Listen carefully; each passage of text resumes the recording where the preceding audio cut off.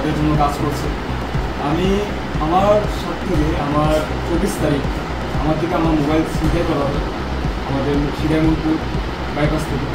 তো আমি সঙ্গে সঙ্গে সিরাজমপুরের ওসি স্যারের কাছে আসি এবং ওনার কাছে কমপ্লেনটা দিই, জিডিএনটি করি যে আমার মোবাইলটা চুরি হয়েছে।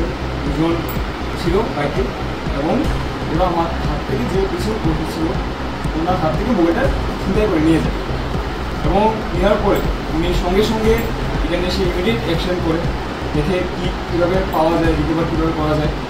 এবং এটা শুধু আমার সাথে হয়নি, আমার আগে আরও দুজনের সাথে হয়েছিল।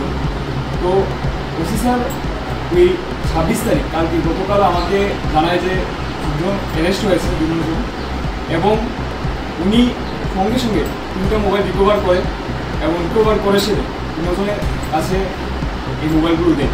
তো আজকে আমরা সবাই পক্ষ থেকে ওনাকে আমরা একটা ধন্যবাদ জ্ঞাপন করব। এবং আমি ত্রিপুরা জনগণের কাছে আমি একটা জিনিস জানাতে চাই যে আমরা অনেকেই ভাবি যে মোবাইল চুরি হলে যে পুলিশরা কাজ করবে না, মোবাইল পেতে 1 বছর লাগবে, 6 মাস লাগবে। এটা ভুল জিনিস ভাবছি আমরা। ত্রিপুরা পুলিশ প্রত্যেক দিন আমাদের জন্য কাজ করে যাচ্ছে।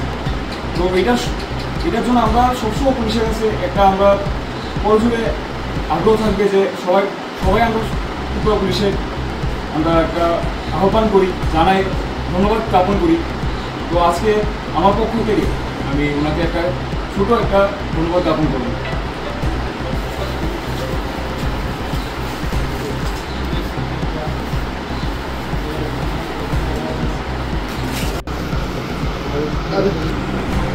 আমাদের কাছে এখন স্যার কিছু বলেন যে কীভাবে ওনারা আমাদের যে 3টে মোবাইল রিকভার কীভাবে করেছে এটা নিয়ে স্যার কি কিছু।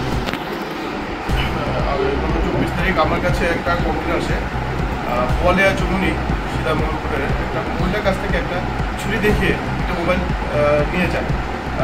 আমরা প্রথমে কোনো উপদেশ পাইনি, তো জাস্ট দুজন লোক, অপরিচিত লোক বলে একটা বাইক দিয়ে এসছে, ওরা নিয়ে চলে গেছে।